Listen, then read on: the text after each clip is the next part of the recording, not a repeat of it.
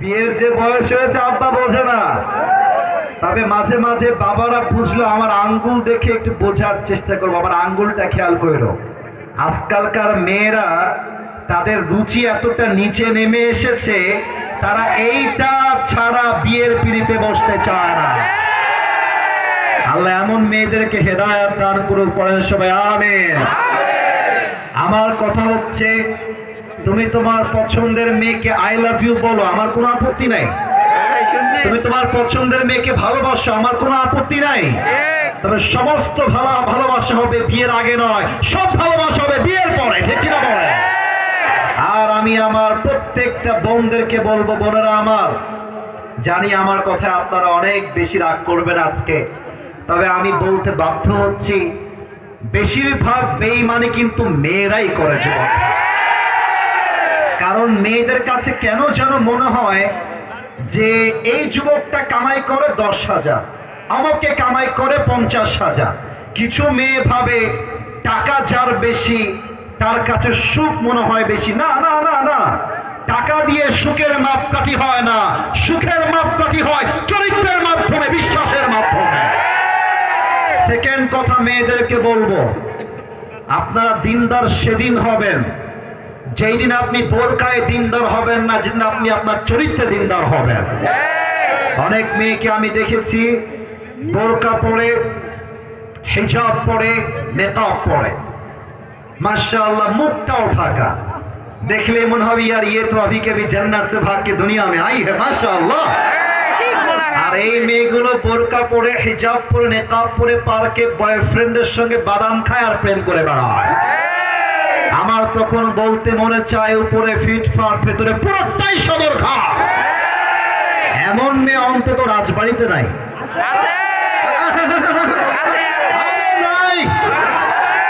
থাকলে আল্লাহ হেদায়েত দান করুক, পড়েন সবাই আমিন। অতএব আমি আজকে একটা স্লোগান শিখাই দিচ্ছি, আমি আবারও স্লোগান দিচ্ছি, তোমরা আমার সঙ্গে জাস্ট তালে তাল মিলাবা। আমি বলবো হারাম রিলেশনশিপ যেখানে, তোমরা বলবা আমরা নাই সেখানে। আমি বলবো বিয়ে আছে যেখানে, তোমরা বলবা আমরা আছি সেখানে।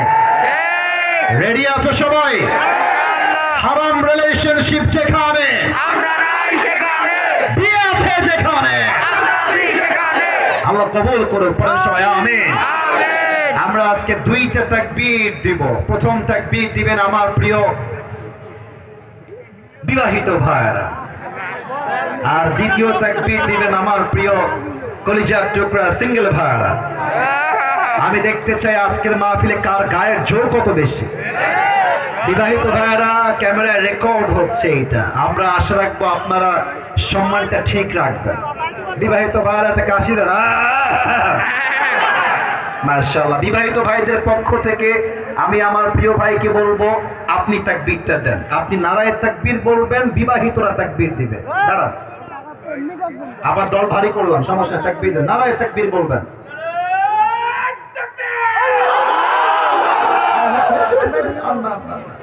সিঙ্গেলরা হেরে গেলে আবার গায়ে লেগে যাবে আমার। সিঙ্গেলরা তোমরা একটা কাশি দাও। আমার প্রিয় সমন্বয়ক ভাই, তিনি তাকবীর দিয়েছেন, আমরা ফলাফল পেয়েছি। এবার দেখা যাক আসলেই কারা জিতে, দেখা যাক কারা জিতে। সিঙ্গেলদের পালা, বিবাহিত ভাইরা চুপচাপ থাকবেন। সিঙ্গেল ভাইরা নারায়ে তাকবীর। ভাই আপনি আমাকে মাফ করে দিন,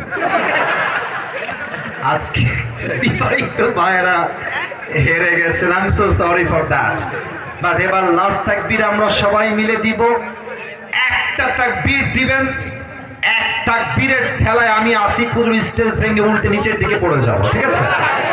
দেখা যাক কত জোর আপনাদের গায়ে আছে। সবাই একটা কাশি দেন। নারায়ে তাকবীর। আল কোরআনের আলো, আল হাদিসের আলো, কোরআন হাদিস যেখানে, আলেম ওলামা যেখানে, রাজবাড়িবাসী যেখানে, আপনাদের স্লোগানের যে সাউন্ড আমি শুনতে পেলাম, এটা আমি মন প্রাণ খুলে বলতে পারছি সাহস করে। আমার সামনে যারা এসেছে একটাও বিড়ালের বাচ্চা নয়, সব সিংহের বাচ্চাগুলো আমার সামনে এসে আছে।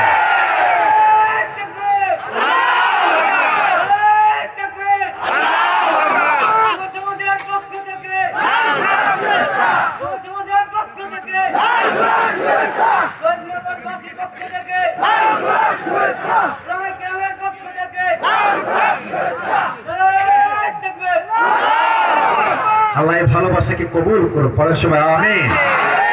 আসুন আমরা ভূমিকায় আর কথা না বাড়িয়ে মূল সেন্ট্রাল থিম বা সাবজেক্ট ম্যাটারে ফিরে যাই। আমার প্রিয় কলিজার টুকরা রাজবাড়ির ভাইরা, আমরা যে বিষয় আলোচনা করব তার পূর্বে কিছু প্রশ্ন করে নিতে চাই সবার কাছে। তারিক জামিল নাম শুনেছেন আপনারা সবাই? মাশাআল্লাহ। দেখবেন যে সাদা পায়জামা, সাদা পাঞ্জাবি আর অলওয়েজ সাদা পাগড়ি তিনি পরিধান করেন। সেদিন আমি একটা ইউটিউবে তার লেকচার শুনছিলাম। লেকচারের থাম্বনেইল ছিল আল্লাহ সে দোস্তি कैसे করে, আল্লাহর সঙ্গে বন্ধুত্ব আমরা কেমনে করব। আমি জাস্ট প্লে করলাম ভিডিওটা। ওনার প্রথম কথা যেটা উনি বললেন এটা আমার কলিজায় গিয়ে আঘাত করেছে। আমি জাস্ট তারিক জামিলের কথাটা প্রথমে উর্দু ভাষায় কোট করছি, then I will translate in Bangla, তারপরে আমি বাংলায় তর্জমা করে দিব আমার প্রিয় রাজবাড়ির ভাইরা। উনি বলেন, जिसे अल्लाह मिला और दुनिया में उसे कुछ भी ना मिला, फिर भी उसे सब कुछ मिला, और जिसे अल्लाह ना मिला और दुनिया में उसे सब कुछ मिल गया, फिर भी दर हकीकत उसे कुछ भी ना मिला। এর অর্থ হলো যে আল্লাহকে পেল আর দুনিয়ার কিছুই সে পেল না, তবুও যেন সে সবকিছু অর্জন করতে পারল। আর যে আল্লাহকে পেল না আর দুনিয়ার সবকিছুই তার হাতের মুঠোয়, টাকা আছে, বাড়ি আছে, বউ আছে, অর্থ আছে, সম্পদ আছে, বাট যে বান্দা আল্লাহর বন্ধু হতে পারে নাই সে সবকিছু পেয়েও যেন কিছুই অর্জন করতে পারে নাই। ঠিক কিনা বলেন? আসুন আমরা আল্লাহকে পাওয়ার জন্য কি কি আমল করব কোরআন থেকে হাদিস থেকে আমরা জেনে নেই। এই যে সোনামণি, সোনামণি বসো বসো বসো বসো, খবরদার উঠে যেও না। আমি আসিফ হুজুর, এটাই রাজবাড়ির প্রথম মাহফিল, এটাই আমার শেষ মাহফিল, এটাই প্রথম, এটাই শেষ। শত শত কল রাজবাড়ির থেকে, ডেট জাস্ট একটাই রেখেছি, এটাই সেই ডেট। যদি আপনারা উঠে যান ওয়াজ শেষ না করে, বুঝে ফেলবো রাজবাড়ির ভাইরা কোরআনকে আসলে ভালোবাসে না। আর যদি জাস্ট একটা ঘন্টা সময় দেন, এটাই প্রমাণ করবে রাজবাড়ির সন্তান সব কোরআন প্রেমিক সন্তানেরা। Last warning for everyone, don't go anywhere from this place. কেউ কোথাও যাবেন না। আমার আঙ্গুল দেখেন, দেখি সংখ্যা বলেন তো কয়টা আঙ্গুল এখানে আছে? মাশাআল্লাহ মাশাআল্লাহ। আরেকবার কোন সবাই কয়টা? 7টা। আজকে আমরা আল্লাহকে পাওয়ার জন্য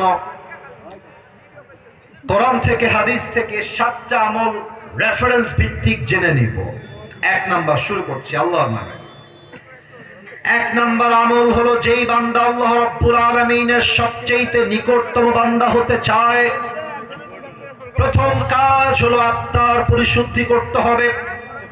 30 নাম্বার পারা সূরাতুল আলার ভিতরে আল্লাহ তাআলা বলেছেন, বান্দা শোনো শোনো, কদ আফলাহা মান তাযাক্কা, আমার কাছে সফল বান্দা সে নয় যে বিশাল বড় টাকার মালিক, আমার কাছে সফল বান্দা সে নয় যে বিশাল ক্ষমতার মালিক, আমার কাছে সফল বান্দা হলো সেই বান্দা যেই বান্দা তার আত্মার পরিশুদ্ধি করেছে 1 সপ্তাহের জন্য। আওয়াজ দিয়ে বলেন সবাই, তিনি কে?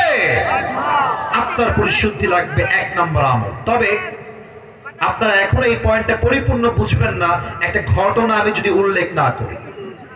ঘটনা আমি বলবো এই মুহূর্তে, তবে একটা প্রশ্ন উত্তর সবার থেকে জানতে চাই, দেখা যাক কে পারে উত্তর দিতে। একজন ব্যক্তি যিনি কোনো নবী ছিলেন না, তবে তার গাইডলাইন। আল্লাহর কাছে এতটা পছন্দ হয়েছে যে আল্লাহ রাব্বুল আলামিন তার নামে একটা সূরা কোরআনে নাজিল করে দিয়েছেন। বলেন তো সেই ব্যক্তির নামটা কি? মাশাআল্লাহ, সূরা লোকমান। নাম হলো লোকমানে হাকিম। রাজবাড়ির ভাড়া, আমি এবার নাম জিজ্ঞেস করব, সবাই এক বাক্যে নামটা বাঘের কণ্ঠে উচ্চারণ করবেন। বলেন তো সে ব্যক্তির নাম কি? কথা কও তোমরা, সবাই বলো নামটা কি? লোকমান হাকিম। আমি যে ঘটনা বলবো আগে দলিলটা দিয়ে দেই, এই ঘটনা এসেছে কোথায়। গ্রন্থের নাম হলো ইবনে জারীর আত-তাবারী। গ্রন্থের লেখক লিখেছেন লোকমানে হাকিম ছিলেন পেশায় একজন রাখাল বা দাস, গোলাম। রাখাল ছিলেন তিনি, ছাগল চড়িয়ে খেতেন। একবার তার মালিকের কাছে একজন যুবক আসলো, এসে বলল, হে লোকমানের মালিক, আপনার কাছে যে যুবকটা কাজ করে ইসমুহু লোকমান, তার নাম হলো লোকমান, তবে এই যুবকটা কোনো সাধারণ যুবক নয়। তার জ্ঞান, তার মেধা, তার উইজডম এতটা উচ্চাঙ্গে, এই যুবক যখন কোথাও রাখাল হয়ে ছাগল চড়াতে যায়, তার জ্ঞান গর্ব কথা শোনার জন্য 14 গ্রামের মানুষ একটা মাঠে জমা হয়ে যায়। সুবহানাল্লাহ পড়বেন না আপনারা? তো বলছে, তাই নাকি? আমার গোলাম এত চালাক আর আমি জানি না, এটা কেমন সম্ভব? ঠিক আছে, তুমি যাও, আমি আগামীকাল তার জ্ঞান এবং প্রজ্ঞা চেক করে দেখব। আগামীকাল লোকমানে হাকিম যখন ছাগল চড়িয়ে বাসায় আসছে, লোকমানের মালিক তাকে ডাক দিয়ে বলছে, লোকমান এদিকে আসো, একটা কাজ দিব, কাজটা আমাকে করে দাও। লোকমানে হাকিম তার মালিকের কাছে আসছে। মালিক ডাক দিয়ে বলছে, লোকমান এখান থেকে সামনে বাহিরে বের হয়ে যাও, ওয়াতবাশাতান একটা ছাগল জবাই করো, ওয়াখরিজ মিনহা আতিয়াবা মুযগাতাইন এবং ছাগলের দেহের সবচাইতে পবিত্র অংশ কেটে আমার কাছে নিয়ে আসো। লোকমানে হাকিম এই যে হলুদ গেঞ্জি কয়ে যায়, এই ছেলে ওই যান আপনি, বসেন। কোথায় যাচ্ছেন আপনি? আমি ডাকছি আপনাকে মাহফিলে, আপনি তো নিজের ইচ্ছায় আসছেন, তো যাচ্ছেন কেন? প্রিয় ভাই, আমি একটা কথা অ্যানাউন্সমেন্ট দিয়ে দেই, আমি আদবের সঙ্গে অ্যানাউন্সমেন্ট দিচ্ছি, আমার মাহফিলে উঠা উঠির কোনো সিস্টেম নাই। দু একজন উঠেছেন আমি দেখলাম, দু একজন ওই পাশ দিয়ে উঠলেন, আমি চুপ করে আছি। আমি আবারও বলছি, এটা আমার ফার্স্ট, এটা আমার লাস্ট প্রোগ্রাম এই রাজবাড়ির মাটিতে। দু একজন ওঠা মানে এটা আমার সঙ্গে বেয়াদবি নয়, এটা সোজা কোনের সঙ্গে বেয়াদবি হয়ে যাবে, ঠিক কিনা বলেন? যারা উঠে যাচ্ছেন দু একজন, তার মানে আপনারা আমার চেহারা দেখতে আসেন, আমি বুঝতে পারতেছি। অনেক লোক আসে মাহফিল হয় ভাজা খাইতে, নয় বক্তার চেহারা দেখতে। আসিফ হুজুর তো ফেসবুকে অনেক ভাইরাল, চল আজকে দেখে আসি না, ওই চিন্তা করলে মাহফিল আসা যাবে না। এই মাহফিল আসতে হবে একমাত্র আল্লাহর সন্তুষ্টির জন্য, ঠিক কিনা বলে? আর যেন কাউকে ডান বাম করতে না দেখি, খবরদার। বলছে, যাও তুমি একটা ছাগল জবাই দাও। জবাই দিয়ে, আচ্ছা আচ্ছা ঠিক আছে, আব্দুল আজিজ নামে একজন মারা গেছেন, বলেন সবাই উত্তর দিয়ে, কি জবাই করেছে? হারাই যাবে কথা, বলেন সবাই কি জবাই করেছে? ছাগল জবাই করেছে। এবং ছাগলের সবচেয়ে পবিত্র অংশ কলিজা কেটে নিয়ে এসেছে। বলছে, মালিক এই নেন ছাগলের সবচেয়ে পবিত্র অংশ কলিজা। মালিক বলছে, লোকমান মাশাআল্লাহ, যেমন যেমন বলেছিলাম তেমন তেমন তুমি সঠিক কাজ করেছো, তুমি অসাধারণ ছেলে, যাও আর একটা কাজ কর, এবার গিয়ে আর একটা ছাগল জবাই দাও। তবে এবার ছাগলের সবচাইতে পবিত্র অংশ নয়, সবচাইতে নাপাক অংশ কেটে আমার কাছে নিয়ে আসবা। এবার লোকমানে হাকিম আবার বের হয়ে গিয়েছে ছাগল জবাই দেওয়ার জন্য। ছাগল জবাই দিয়েছে, আবার সে আগের মতো কলিজা কেটে নিয়ে আসছে। এবার আমাকে উত্তর দেন, প্রথমবার কেটেছে কলিজা, সেকেন্ড টাইম আবার কেটেছে কি? হ্যাঁ কথা কন, প্রথমবার কলিজা, দ্বিতীয়বারও কলিজা। তো মালিক বলছে, লোকমান না, ভেবেছিলাম তোমার বুদ্ধি অনেক ভালো, বাট তুমি তো বোকার ঘরের ছেলে। বললাম পবিত্র অংশ আনো, তাও আনলা কলিজা। বললাম নাপাক অংশ আনো, তাও আল্লাহ কলিজা লোক। মা তোমার তো বুদ্ধি নাই, তুমি তো খুবই বোকা ঘরের ছেলে। আসল কথা কি জানেন, জ্ঞানী মানুষরা কথা বলে কম, কাজ করে বেশি। আর মূর্খ যারা হয়, জ্ঞান যাদের নাই, তারা কাজ করে কম, কথা বলে বেশি। ঠিক কিনা বলেন? একটা ছোট্ট কথা মনে পড়ে গেল বলার জন্য, বলা যাবে আজকে? বলা যাবে ভাইরা? যাবে যাবে যাবে। আজকে একটা মজার ঘটনা ঘটেছে। আজকে আমার দুপুর বেলায় প্রায় 40,000 টাকার মতো হারিয়ে গিয়েছিল। সুবহানাল্লাহ কে বলল রে? কত হাজার? প্রায় প্রায় 40-এর কাছাকাছি, বাট পরিপূর্ণ 40 নয়। আমি আপনাকে বলছি, জেলার নাম বলবো না, বদনাম হবে। হোটেলে ছিলাম ভাই, আমরা তো প্রোগ্রাম করি রাত 2টা 3টা 1টার সময় মানুষের প্রোগ্রাম শেষ হয়, ঘুমালে মাথায় সেন্স থাকে না। তো আজকে হোটেলে উঠেছি, সারা রাত জার্নি করে গিয়ে সকাল 9টায়। বলেন সবাই কয়টায়?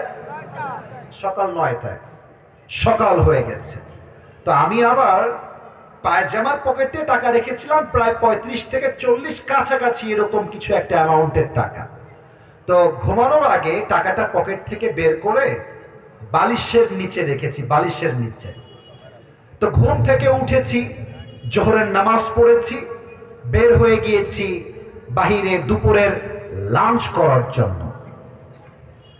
কিন্তু টাকা যে বালিশের নিচে ছিল আমি ভুলেই গেছি। হোটেলে খেতে গেছি, বিল দেওয়ার জন্য বলেছে, বিল হয়েছে 600 থেকে 700 টাকা। পকেটে হাত দিয়েছি, দেখছি টাকা নাই। মাথা তো আমার ঘুরে গেছে, কিরে টাকা আমি রাখলাম কোথায়? হঠাৎ করে মাথায় আসছে, আরে টাকা তো আমি হোটেলের বালিশের নিচে রেখে এসেছি।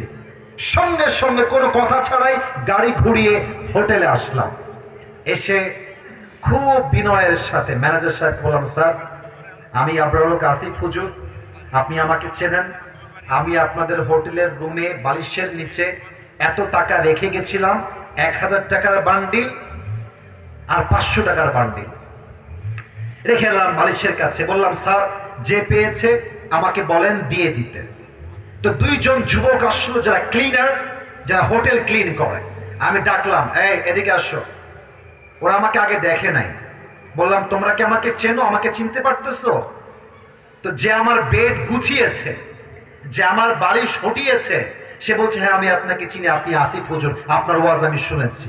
তো ওকে বললাম, বাবু যেহেতু তুমি আসিফ হুজুরকে চেনো, দেখো বাবা আমি তোমার সঙ্গে ঝামেলা চাই না। আমার বালিশের তলে আমি টাকা রেখে গেছি, আমি 100% ড্যাম শিওর। টাকাটা বাবা আমাকে দিয়ে দাও, তোমাকে আমি হাদিয়া দিয়ে বাসায় চলে যাব। যুবকটা মুখের উপরে বলছে, না আমি টাকা দেখি নাই, জীবনেও না, এটা সম্ভব না, আমি 1 টাকাও হাত দেই নাই।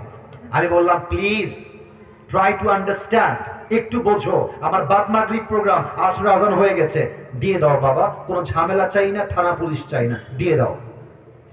আমি বুঝালাম, আমার ড্রাইভার বুঝালো, পিএস বুঝালো, ম্যানেজার বোঝালো, সে বুঝতে রাজি না। এবার হোটেলের মালিক চলে আসছে, বড় লোক, শিক্ষিত, অনেক বড় ঘরের মানুষ তিনি, এবং তিনি একজন অ্যাডভোকেটকেও নিয়ে আসছে। সিসিটিভি ক্যামেরা ওপেন করা হলো, কে গেছে হুজুরের রুমে আর কে বের হয়েছে। তা আমি চোর ধরতে গিয়ে নিজেই চোর হয়ে গেছি। তারা আমাকে বলতেছে, আপনি যে টাকা রাখছেন তার প্রমাণ কোথায়? আমাকে বলতেছে, বিনয়ের সাথেই বলছে যে, স্যার আপনি যে টাকা রেখেছেন এখানে 40,000 টাকা, তার প্রমাণ কি আপনি আমাকে বলেন। আমি তো ঝগড়া চাই না, আমি সবসময় সমাধান চাই। তো আমি বললাম, একটু ক্যামেরাটা আগা পিছা করেন, সিসিটিভি ফুটেজটা সব চেক করা হলো।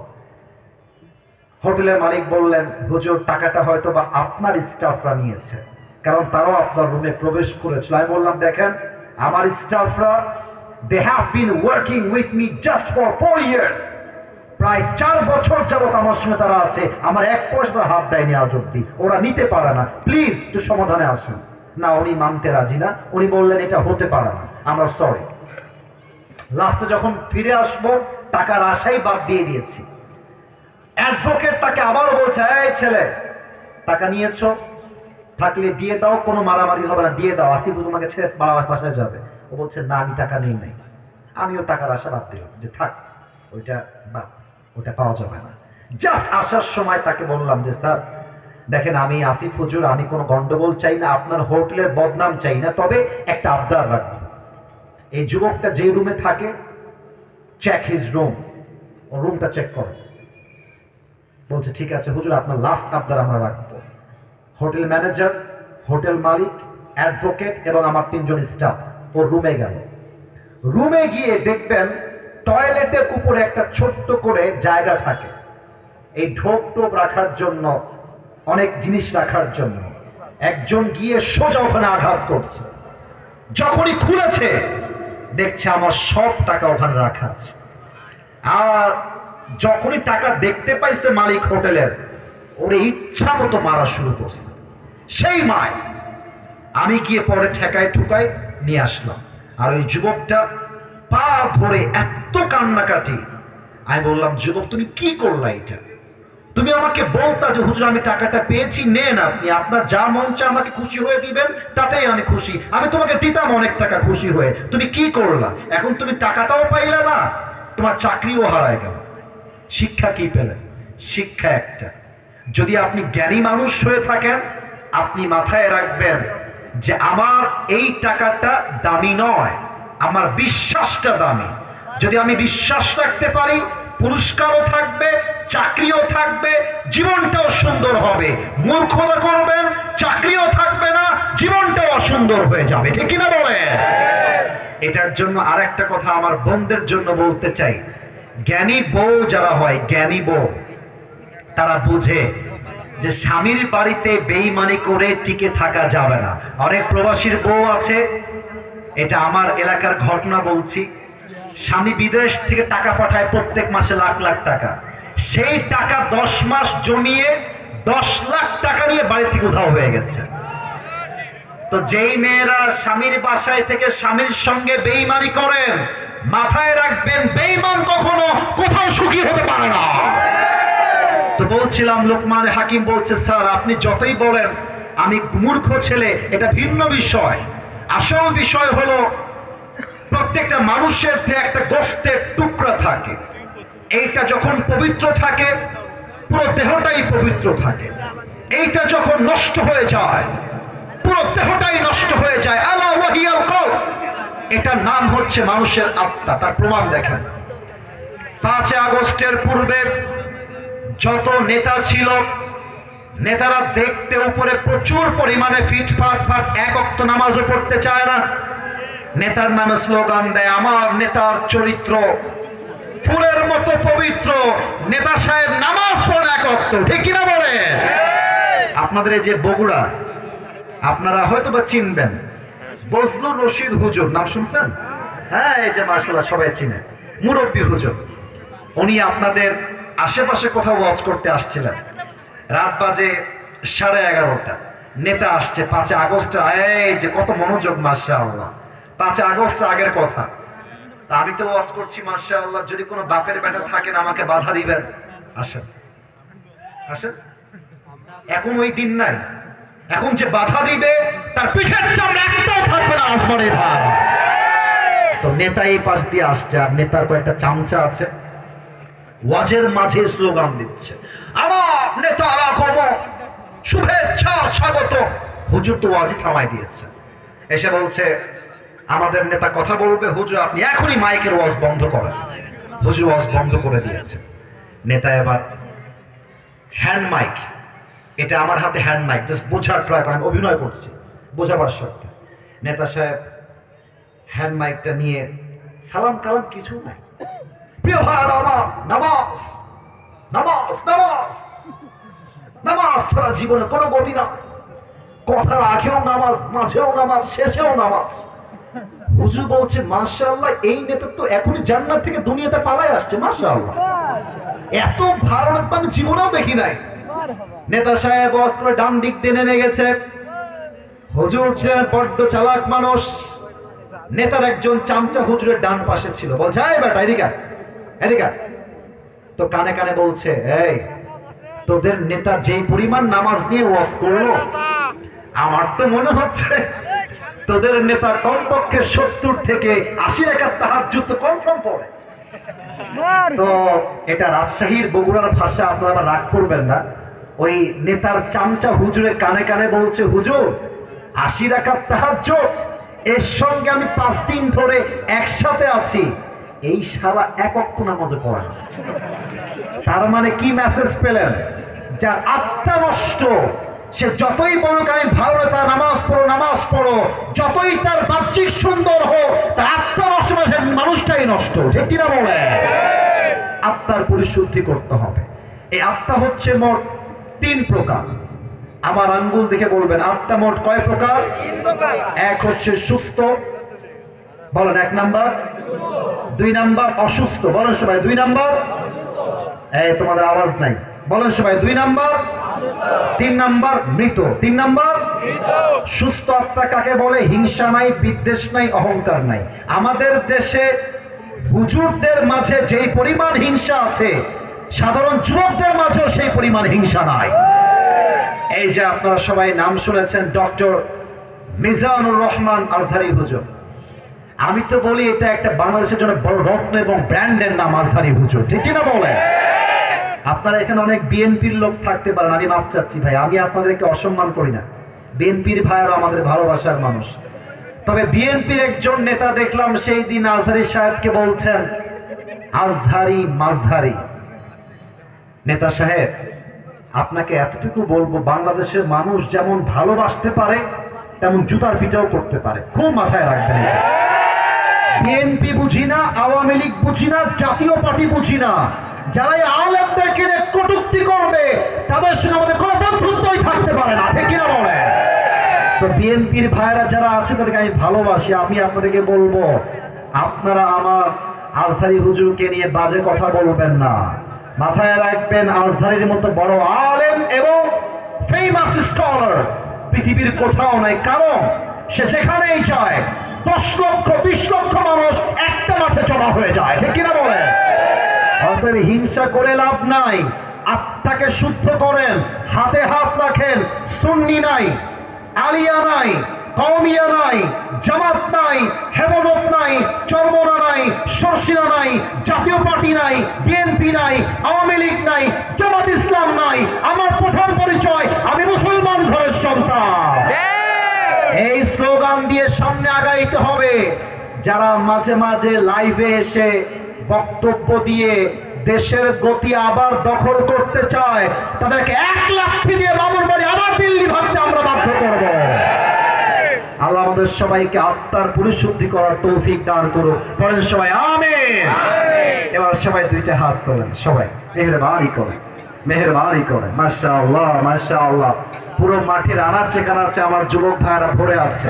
সবাইকে একটা ওয়াদা করাতে চাই, একটু কাশি দেন সবাই। মাশাআল্লাহ। আপনারা একটু আমাকে ওয়াদা দিবেন কলিজার থেকে, বলেন সবাই হুজুর। और भी जोर से बोलो, বলেন সবাই হুজুর। আমরা রাজবাড়ির সন্তান, আপনাকে ওয়াদা দিলাম, দোয়া না করে, এই যে বাটপাড়ি, এই যে বাটপাড়ি, বলেন সবাই দোয়া না করে আমরা কেউ বাসায়, এবার 2 হাত দেখেন, ফিরে যাব না। ওই যে ওরা কথা কয় না, বলেন সবাই ফিরে যাব না। বলেন সবাই জবান খুলে ইনশাআল্লাহ। কেন ওয়াদা করালাম? কারণ হচ্ছে দেখেন ভাই, আমি যদি এখন স্টেজ থেকে নেমে গিয়ে কয়েকজনের পকেট চেক করি, এখনই তার পকেট থেকে বিড়ির প্যাকেট বের হবে এবং তারা মাহফিল শেষ করে বিড়ি টানতে টানতে বাসায় যাবে। আপনি দেখবেন চায়ের দোকানে বসে 3 ঘন্টা ফাউল আলাপ মারে, কোনো সমস্যা নাই। চায়ের দোকানে বসে ছবি দেখে, চাচা হেনা কোথায়, বাড়ি ঘর, এগুলো দেখতে সময় পায়। বা তাফসীর মাহফিলে 1 ঘন্টা তাফসীর সুন্দর সময় পায় না, ঠিক কিনা বলে? এই ভণ্ডামি আজকে চলবে না, দোয়া করে আমরা বাসায় যাব। রাজি আছেন তো সবাই ইনশাআল্লাহ? আল্লাহকে পাওয়ার জন্য 2 নাম্বার আমল হলো আব্বা আম্মার দোয়ার প্রয়োজন। যেই যুবকরা গার্লফ্রেন্ড পেয়ে, বউ পেয়ে আব্বাকে ভুলে যাও, মাকে ভুলে যাও, মাথায় রাখবা আব্বা আম্মার দোয়া যার জীবনে নাই, তার জীবনের সফলতার চূড়ান্ত পর্যায়ে সে কখনো পৌঁছাতেই পারবে না, ঠিক কিনা বলে? আচ্ছা, আপনারা যারা এসেছেন, আপনারা আমাকে ভালোবাসেন নাকি বাসেন না? ভালোবাসেন নাকি বাসেন না? আচ্ছা, আপনারা হয়তো আমাকে ফেসবুকে, ইউটিউবে আগে দেখেছেন। আপনাদের কি মনে হয় বাংলাদেশে হাজার হাজার যুবকরা আমাকে ভালোবাসে নাকি বাসে না? আমি আসিফের এখানে বসে কথা বলার কোনো যোগ্যতা নাই। আমার স্টেজে আমার চাইতে যোগ্যতা সম্পূর্ণ আলেম আছেন, আমার ডানে আমার চাইতে যোগ্যতা সম্পূর্ণ ব্যক্তিরা বসে আছেন। তবে আমি অথম চান্স পেলাম কেমনে? আমি এটা মনে প্রাণে বিশ্বাস করি, আমার কোনো ক্রেডিট নাই, আমার কোনো যোগ্যতা নাই, আমার কোনো কাবিলিয়ত ইস্তেআদাদ কিছুই নাই। আমি এটা বিশ্বাস করি, আমার সফলতার সবচাইতে মূল সিক্রেট হলো আব্বা আম্মার দোয়া। যুবক ভাই, আছে কিনা বলো? আব্বা আম্মার দোয়াকে তুমি মাইনাস করে দিও না। তুমি ভাবছো আমার গার্লফ্রেন্ড তোমাকে অনেক ভালোবাসে, না, বিপদে পড়লে বুঝবা বাপ মায়ের মতো আপন দূরে তার কেউ হতে পারে না, ঠিক কিনা বলে? 2 নাম্বার, আব্বা আম্মার দোয়া লাগবে জীবনে আল্লাহকে পাওয়ার জন্য। 3 নাম্বার, আল্লাহকে পাওয়ার জন্য নামাজ লাগবে। নামাজ ছাড়া জীবনে কোনো গতি নাই। একটা হাদিস বলবো, শেষ করে দিব। বলেন তো সবাই, ইসলামের দ্বিতীয় খলিফার নাম কি ছিল? এবার সবাই বলবেন, ইসলামের দ্বিতীয় খলিফার নাম কি ছিল? ওমর ফারুক রাদিয়াল্লাহু তাআলা আনহু। এটা বড় মারাত্মক হাদিস। যারা আমার ওয়াজ বুঝতে চান, এই হাদিসটা শুনলে আপনার জন্য এনাফ হবে ইনশাআল্লাহ। ওমরের কাছে একজন যুবক আসছে, তার নাম হলো আবু লুলু আল মাজুসি। এসে বলছে, ওমর, তোমার কাছে আমার ছোট্ট একটা অভিযোগ আছে। কি অভিযোগ বলো? বলছে, আমার যেই মালিক আছে সে প্রত্যেক দিন আমার কাছে 6 দিরহাম চার্জ করে। বলেন সবাই, কয় দিরহাম চার্জ করে? তো আমি এইটা দিতে পারি না, আমার কষ্ট হয়ে যায়। তুমি একটু কথাবার্তা বলে 6 দিরহামকে 2 দিরহাম করে দাও। তো ওমরে ফারুক বলছে, আচ্ছা সমস্যা নাই, করে দিব। তবে একটা আমার প্রশ্ন আছে, তুমি আসলে কি করো? তোমার কাজ কি? তোমার ব্যবসার সোর্স কি? যুবক ডাক দিয়ে বলছে, ইয়া আমিরুল মুসলিমিন, আমি মূলত চাকু বানাই, চাকু। এবার সবাই আমার পেটের ডান দিকে দেখবেন, যতটুকু দেখা যায়। মাফ চাচ্ছি, আমি জানি দেখা যাবে না পরিপূর্ণ, যতটুকু দেখা যায় হাদিসটা বোঝার জন্য আমার পেটের ডান দিকে দেখবেন। প্রত্যেকটা আরব সর্দারের পেটের এই ডান দিকে একটা লম্বা খাপ থাকতো ছুরি রাখার জন্য। এটাকে আরবিতে বলা হয় খঞ্জর, বাংলায় আমরা বলি চাকু বা ছুরি। তো বলছে, ও আচ্ছা, তুমি খঞ্জর বানাও? তোমার তো লাখ লাখ টাকার ব্যবসা, তোমার তো 6 দিরহাম নয়, তোমার তো 10 দিরহাম চার্জ হওয়ার কথা। এই কথা শুনে ওই কাফের রেগে মেগে ফায়ার। ওমর, তোমার এত বড় সাহস! সবাই যেহেতু মুসলমান তাই তুমি সবার বেলায় নরম, আর আমি যেহেতু কাফের তাই তুমি আমার বেলায় গরম, তাই না ওমর? দেখেন কি হুমকি দিচ্ছে। বলছে, ওমর, তোমাকে আমি আজকে হত্যা করেছিলাম। হত্যার হুমকি দিয়ে বের হয়ে গেছে। ওমর ফারুক তো অবাক হয়ে গেছে, আর একজন কাফের আমাকে হত্যার হুমকি দেয় কোন সাহসে? অবাক হয়ে তাকিয়ে আছে। যুবকটা ডান দিক দিয়ে বের হয়ে গেছে। বিশাল লম্বা রাত মিলে ওমর ফারুককে হত্যা করবার জন্য বিশাল লম্বা একটা খঞ্জর বানিয়েছে। খঞ্জর কাকে বলে? ডানেও চাকু, বামেও চাকু। এটাকে আরবি ভাষায় বলা হয় খঞ্জর। এবার বিশাল লম্বা খঞ্জর বানিয়ে পেটের এই ডান দিকে খাপের মধ্যে রেখেছে। এবার তোমরা বলবো আমাকে, যুবক ভাইরা যারা এসেছেন, মুরব্বীরা, শীতকালে তো আমরা জ্যাকেট মুড়ি দেই, ঠিক আছে, বাট খুব বেশি ঠান্ডা লাগলে আমরা একটা জিনিস মুড়ি দিয়ে বের হই, এটার নাম কি? চাদর। মাশাআল্লাহ, চাদর। আমার কাছে চাদর নাই, তবে এই যে আমাদের স্যার চাদর পরে আছেন, একটু বুঝবেন। চাদরের দুই পাশে 2টা পার্ট থাকে, একটা রাইট পার্ট, একটা লেফট পার্ট, ডান দিকে একটা, বাম দিকে একটা। ওই যুবকটা প্ল্যান করে একটা বিশাল লম্বা চাদর নিয়ে আসছে। চাদরটা একটু আমার চেহারা দেখবেন, চাদরটা 2 পাশ থেকে ঝুলিয়ে দিয়েছে, আর চাদরের ডান দিক থেকে নিয়ে এই পুরো চাদরটা এমনে দিয়ে পুরো মুখটাকে সেই যুবকটা ঢেকে ফেলেছে। কেমনে? একটু বোঝার চেষ্টা করেন। মেয়েদের নেকাবের মতো, রাইট, একদম নেকাবের মতো। এবার ফজরের নামাজে আসছে মুনাফিকের রূপে। ওমর ফারুক সেই ডাক দিয়ে বলছেন, সফু সুফুফাকুম, কাতার সোজা করো, কাঁধে কাঁধ মিলিয়ে দাঁড়াও, আল্লাহু আকবার।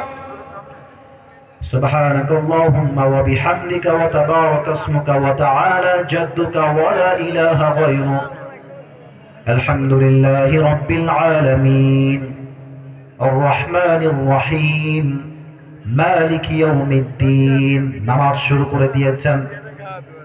ওমরে ফারুক সূরা ফাতিহা পড়েছেন, তারপরে একটা কিরাত মিলিয়েছেন।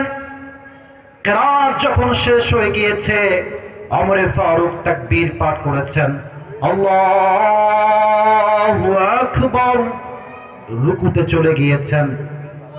ওমরে ফারুক যখন রুকুতে গিয়েছে আল্লাহু আকবার দিয়ে, পেছন থেকে ওই কাফের, নাম হলো আবু লু'লু আল মাজুসি, এক লাফ দিয়ে ওমরের সামনে চলে আসছে। পুরো মসজিদটা অন্ধকার হয়ে আছে, কেউ কাউকে দেখতে পায় না কে কোথায় আছে। ওমরে ফারুক রুকুর মধ্যে গিয়ে তাসবিহ পাঠ করছেন, সুবহান রাব্বিয়াল আযীম। তাসবিহ যখন পাঠ করছেন, ওই কাফের চাদরটা কেমনে ধরে ডান দিক থেকে লম্বা করে উড়িয়ে দিয়েছে, আর পেটের ডান দিক থেকে বিশাল লম্বা খঞ্জর বের করে এমনে দাঁড়িয়ে আছে। ওমর উঠবে, একটা আঘাত। ওমরে ফারুক তাসবিহ শেষ, সামিআ আল্লাহু লিমান হামিদা, উঠে গিয়েছে।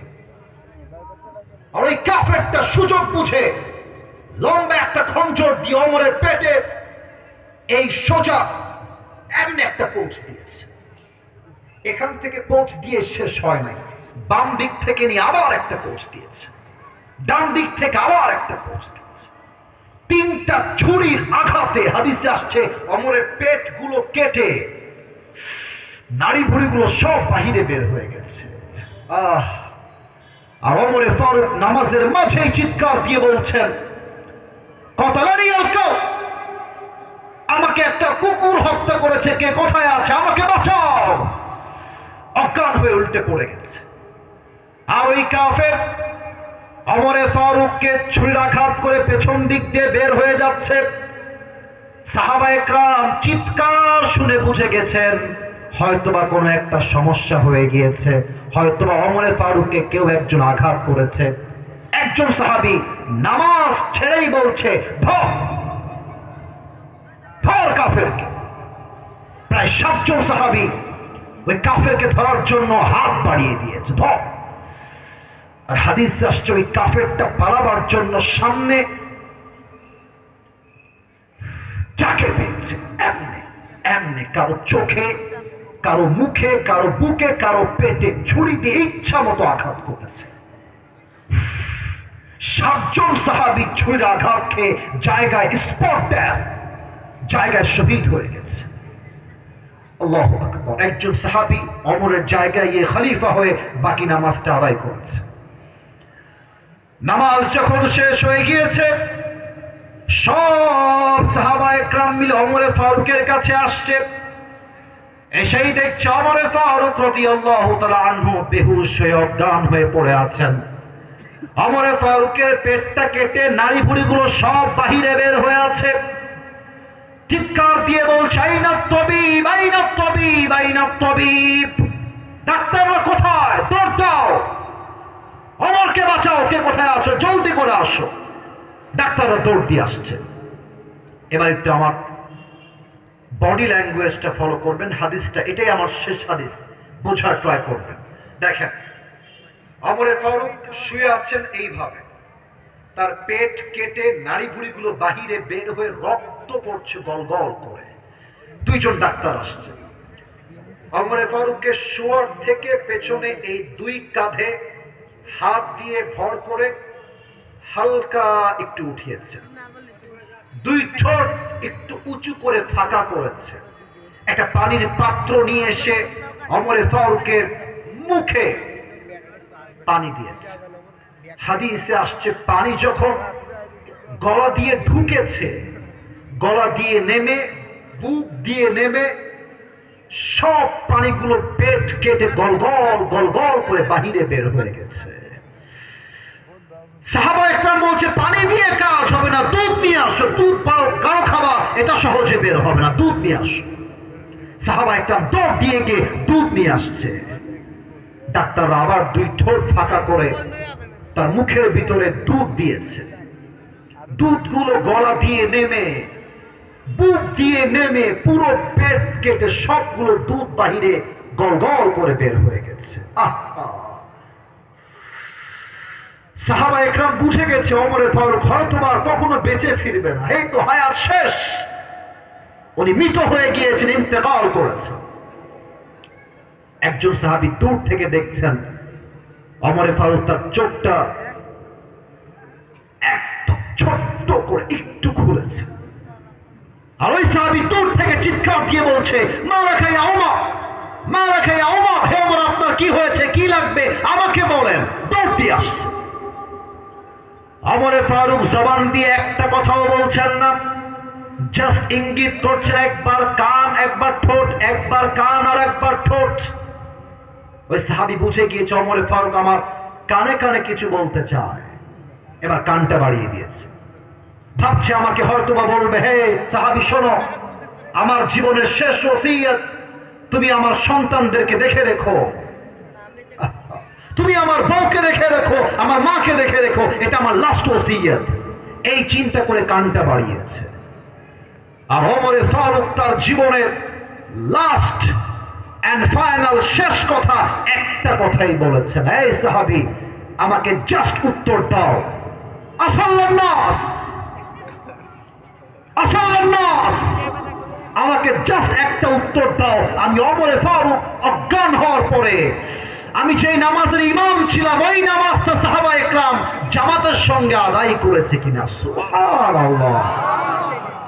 আপনাকে আমি বোঝাইতে পারলাম না, হয়তো এটা আমার ব্যর্থতা, বাট আরেকটু বোঝাই। দেখেন একটা মানুষের পেট পুরো ফেরে কেটে গেছে, নাড়ি ভুড়িগুলো বাহিরে বের হয়ে আছে। কোন সাহাবী? যাকে আল্লাহর হাবিব দুনিয়াতে জান্নাতের টিকিট দিয়ে বিদায় দিয়েছেন, দুনিয়াতে জান্নাত কনফার্ম।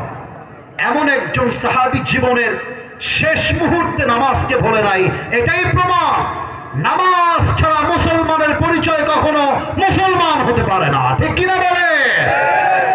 আজহারি হুজুরের নানা, তার নাম হলো গোলাম সরওয়ার সাইদি হুজুর, তোমরা অনেকে যুবকরা চেনো তাকে।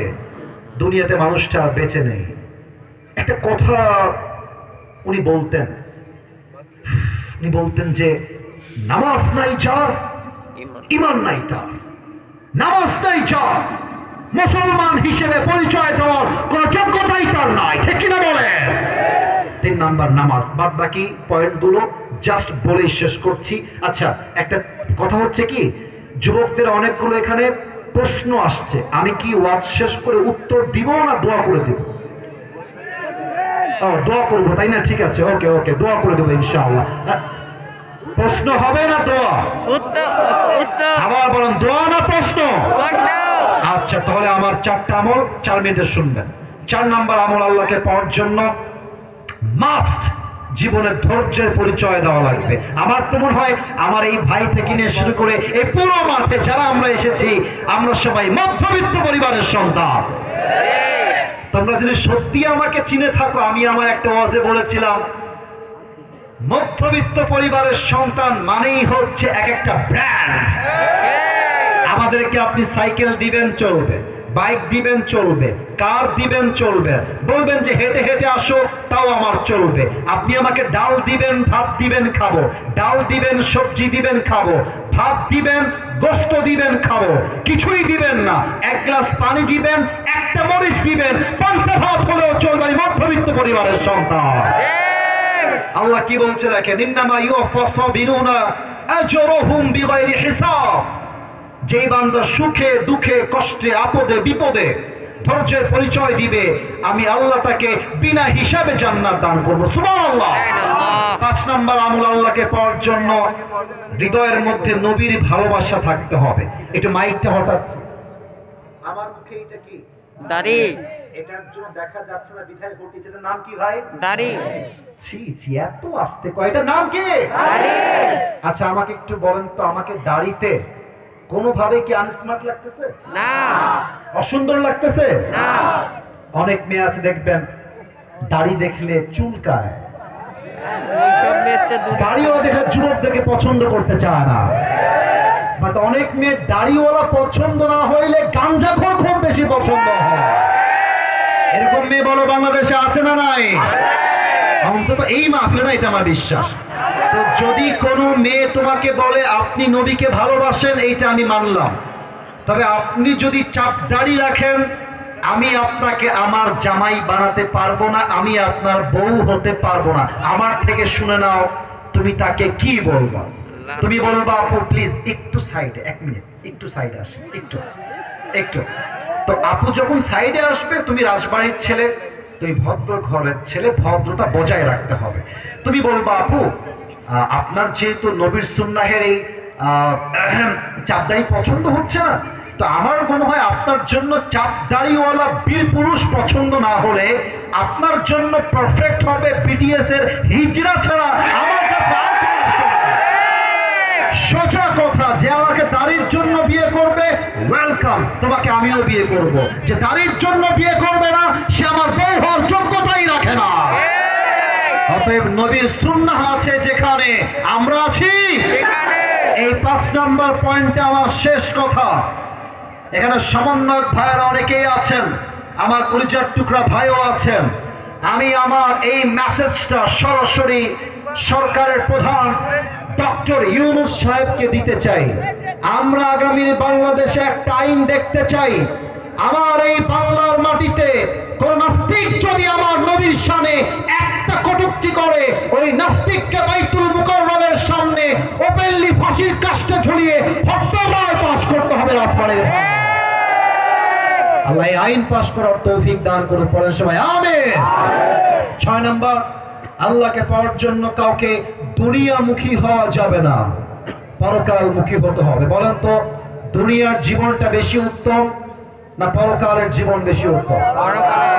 30 নম্বর পারা সূরাতুদ দুহা 4 নম্বর আয়াত, ওয়ালাল আখিরাতু খায়রুল লাকা মিনাল উলা, the life of hereafter is much more better than this worldly life. আল্লাহ তাআলা বলছেন দুনিয়ার জীবনের চাইতে আমি আল্লাহ তাআলা আখিরাতের জীবনকে 1000 গুণ বেশি উত্তম করে বানিয়েছি। সুবহানাল্লাহ পড়েন। আমি আমার মা বোনদেরকে বলবো, আম্মা জান আপনি চাহিদা বাদ দিয়ে দেন। মেয়েদের চাহিদার জন্য আমরা স্বামীরা হারাম ইনকাম করতে মাঝে মাঝে বাধ্য হয়ে যাই। আর মেয়েদের যে পরিমাণ ডিমান্ড, মেয়েদের ডিমান্ডের জন্য আজকে ডিভোর্সের সংখ্যা বেড়ে গিয়েছে। মনে করি না, তবে কয়েকজন চরিত্রহীন মেয়ের জন্য হাজার হাজার চরিত্রবান মেয়ের বদনাম হয়ে যায় রাজবাড়ির ভাই। অনেক মেয়ে বাংলাদেশে আছে, এদের রুচি আর চাহিদা এত নিচু হয়ে গিয়েছে, জাস্ট একটা আইফোন 16 প্রো ম্যাক্স পাওয়ার জন্য এরা কক্সবাজার পর্যন্ত চলে যায়। আল্লাহ এমন মেয়েদেরকে হেদায়েত দান করুক, পড়েন সবাই আমিন। এবার আমাকে উত্তর দেন, যে আল্লাহর বন্ধু হতে চায়, তার ফোকাস, তার চাহিদা, তার মনোযোগ দুনিয়ার দিকে হবে না আখিরাতের দিকে হবে? এবার সবাই 2 হাত তোলেন। তাকবীর না, তাকবীর না। এবার বাম হাত নামান, বাম হাত নামান। এই যে ডান হাত সবাই বুকে রাখেন। আমার স্টেজে যারা আছেন তারাও রাখবেন, আমার ডানের ভাইরা। এটা বিনয়ের আবদার, এটা অহংকার বা অ্যাটিটিউড নয়। সবাই বুকে হাত রাখেন। শেষ ভালো যার সব ভালো তার। 7 নম্বর আমলটা আমি সবাইকে প্র্যাকটিক্যালি শেখাতে চাই। 7 নম্বর আমল হলো তওবা এবং ইস্তিগফার। সবাইকে আমি তওবা পাঠ করবো রাজবাড়ির ভাইরা, এটা রেকর্ড হচ্ছে। আমি আশা রাখবো রেকর্ডের জন্য নয়, আমরা আল্লাহর দিকে তাকিয়ে আল্লাহর জন্য তওবা করবো। আমি যেমনে করাই, you have to do like that. আমি যেমনে বলবো তেমনে আপনি বলবেন। সবাই আগে একটা কাশি দেন, বলেন জবান খুলে আল্লাহর দিকে তাকিয়ে আল্লাহ আল্লাহ। একটু জোরে বলেন, বলেন সবাই আল্লাহ আল্লাহ। তোমার শাহী দরবারে দিল থেকে তওবা করলাম। মাশাআল্লাহ। আবার বলেন তওবা করলাম। আর একবার দিল থেকে বলেন তওবা করলাম।